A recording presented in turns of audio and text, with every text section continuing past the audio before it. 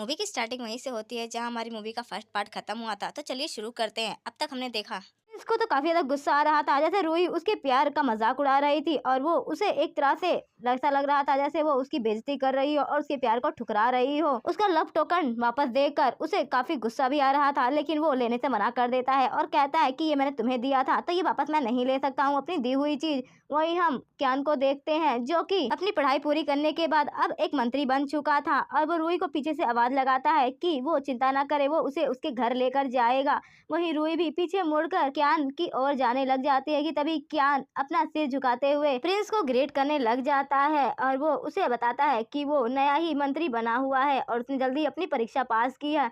वहीं रूही को तो प्रिंस बिल्कुल भी क्यान के साथ जाने नहीं देने वाला था। वहीं सभी मंत्री वहां पर अब रूही और क्यान के बारे में बातें करने लग जाते हैं कि क्या ये दोनों शादी करने वाले हैं, और इन दोनों को देखकर तो इनके रिश्ते काफी ज्यादा क्लोज लग रहे हैं। लेकिन प्रिंस जैसे रूही के साथ चिपक के खड़ा था, उसके बारे में बोलने की किसी की भी हिम्मत नहीं थी और खासकर मुंह पर तो बिल्कुल भी नहीं। वहीं प्रिंस क्यान से सवाल कर लेता है कि आखिर किस रिश्ते से तुम उसे अपने साथ लेकर जाने वाले हो और क्यों उसे अपने साथ जाने को कह रहे हो। कि तभी रूही कहती है कि मैं जल्दी क्यान से शादी करने वाली हूँ। ये सुनकर तो प्रिंस का दिल एक पल में टूट जाता है और वहीं रूही की ये बात सुनकर तो क्यान को काफी ज्यादा खुशी होने लग जाती है और उसे वो मेमोरी याद आने लग जाती है जब रूही की जान प्रिंस ने बचाई थी और वो बेचारा बस दूर से खड़ा हुआ देख रहा था। वो जाना चाहता था लेकिन प्रिंस की वजह से वो नहीं गया था। रूही अपने टाइम की सबसे बड़ी और काफी प्रतिभावान लड़ाकू थी जिसने कई सारे युद्ध जीते थे, और अब जब वो प्रिंस के प्यार में पड़ी थी तब से वो एक कमजोर और दुर्बल लड़की बनकर ही रह गई थी।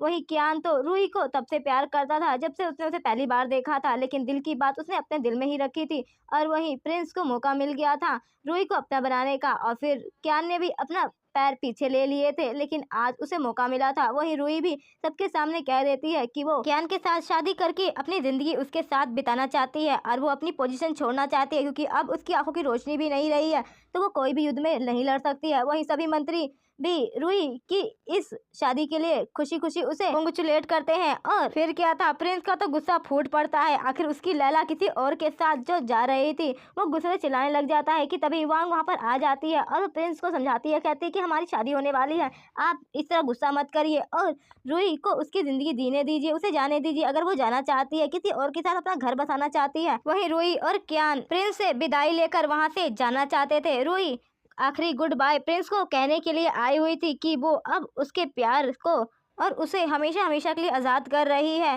ताकि वो अपनी ज़िंदगी अच्छे से जी सके, और उन दोनों के रास्ते अब हमेशा के लिए अलग होते हैं। वहीं गुआंग को तो काफ़ी ज़्यादा गुस्सा आ रहा था। रूही ने जिस तरह से उसकी शादी में आके तमाशा खड़ा किया था, उसे गुस्सा तो इतना आ रहा था लेकिन वो कुछ कह नहीं सकती थी। आखिर उसका इतना अच्छा होने का ड्रामा जो खराब हो जाता और इसी ड्रामे के साथ शादी खत्म होती है। वहीं प्रिंस अपनी सीट पर बैठा हुआ था और वो क्यान से कहता है कि वो रूही से शादी नहीं कर सकता है। अगर उसने उसके साथ सगाई की है तो उसे तोड़नी होगी और वो उसका ऑर्डर है। कि तभी गुआंग वहां पर आ जाती है और जब वो प्रिंस की बात सुनती है तो वो तो रूही के लिए अच्छी बातें करते हुए कहती है कि रूही ने कितना सब कुछ महल के लिए किया है और उसने कितने युद्ध लड़े हैं, उसे भी तो अपनी जिंदगी जीने का पूरा हक है। अगर वो क्यान को पसंद करती है तो आप उसे छोड़कर जाने क्यों नहीं देते हैं। ये सुनकर तो प्रिंस को काफी गुस्सा आ जाता है और वो गुआंग पर भड़क पड़ता है, जिसे गुआंग तो माफी मांगने लग जाती है।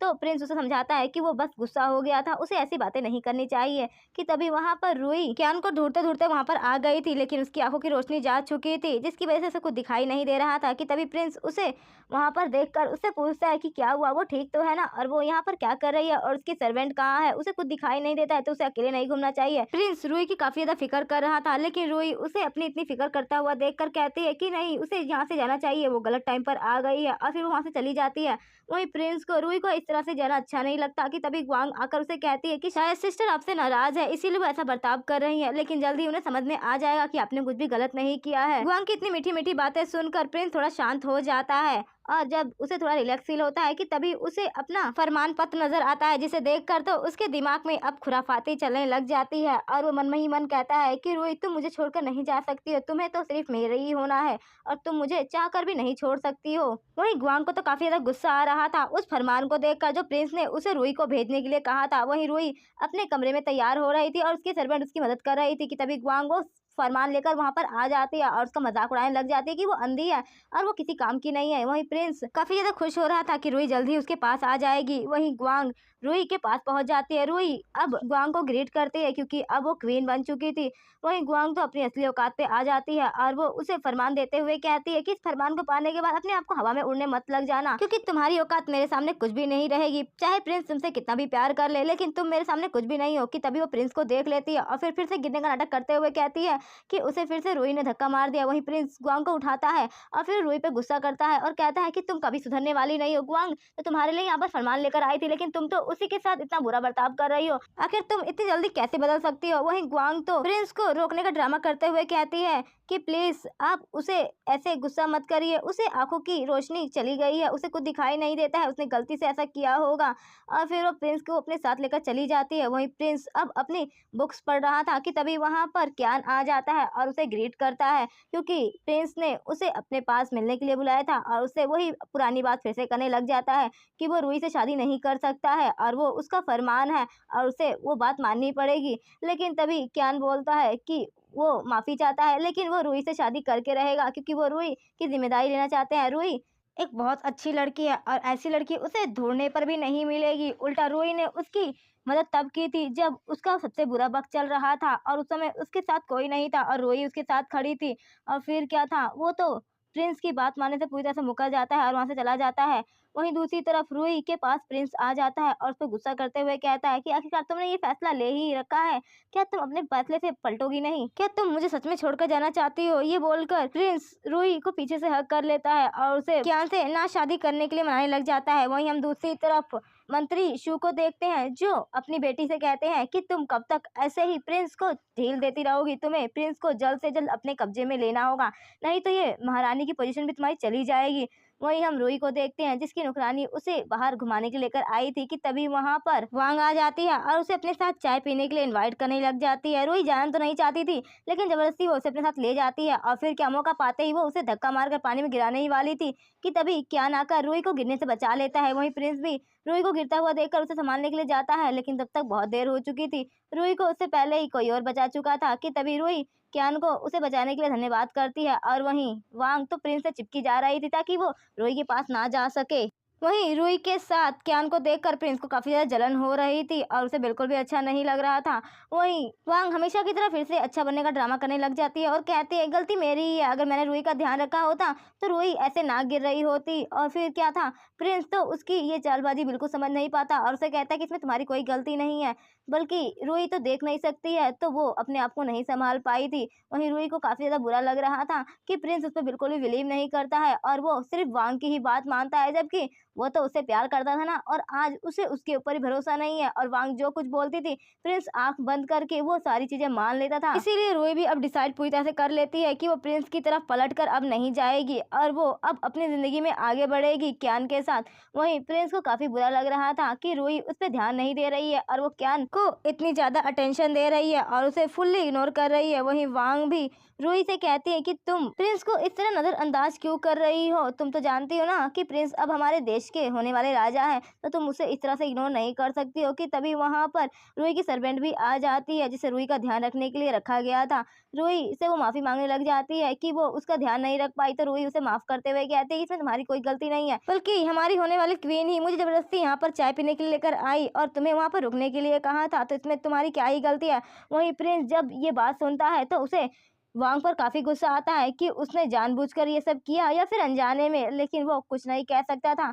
प्रिंस बार बार बस रूही की कही हुई बातें ही याद कर रहा था और उसे काफी ज्यादा बुरा लग रहा था जैसे रूही उसे अटेंशन नहीं दे रही थी। और वहीं दूसरी तरफ हम रूही को देखते हैं जो कि बहुत ही सादा खाना खा रही थी और वहीं प्रिंस रूही के बारे में ही सोच रहा था कि रूही उसे छोड़कर चली जाएगी तो वो क्या करेगा रूही के बिना।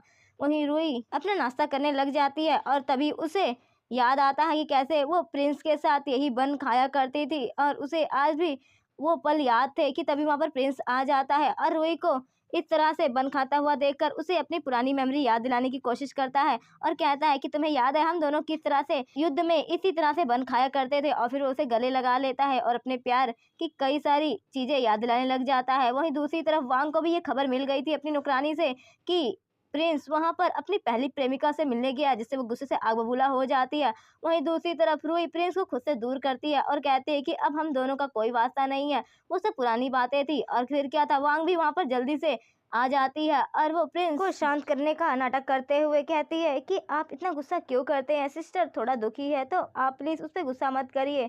और वहीं प्रिंस वांग को खुद से दूर रहने के लिए कहता है और वो रूही को समझाता है, लेकिन रूही इसकी बात नहीं सुनती तो वो गुस्से से वहां से चला जाता है। और फिर क्या, प्रिंस के जाने के बाद वांग अपने असली रूप में आ जाती है और फिर रूही को नौकरानी की तरह ट्रीट करते हुए अपने लिए सूप मंगाती है और फिर उसे काफी ज्यादा परेशान भी कर रही थी। वहीं रूही की नौकरानी, जिसे रूही की काफी ज्यादा फिक्र हो रही थी, वो वांग को रूही को परेशान करने के लिए मना करती है, लेकिन वांग तो गुस्से से उसी को 2 4 थप्पड़ लगवा देती है अपनी नौकरानियों से और उसे अपनी जुबान बंद रखने के लिए कहती है, लेकिन वो नहीं सुनती तो उसकी अच्छी खासी कुटाई लगवा देती है और फिर हंसते हुए कहती है कि तुम्हारी नौकरानी का तो मैंने काम तमाम कर दिया, उसे सबक मिल गया, लेकिन तुम्हें नहीं मिला है। तुम बार बार प्रिंस के करीब चली जाती हो ना, और तुम्हें क्या लगता है कि प्रिंस तुम्हारे झांसे में आ जाएगा, लेकिन लगता है तुम्हें तुम्हारी असली औकात तो याद दिलानी ही पड़ेगी।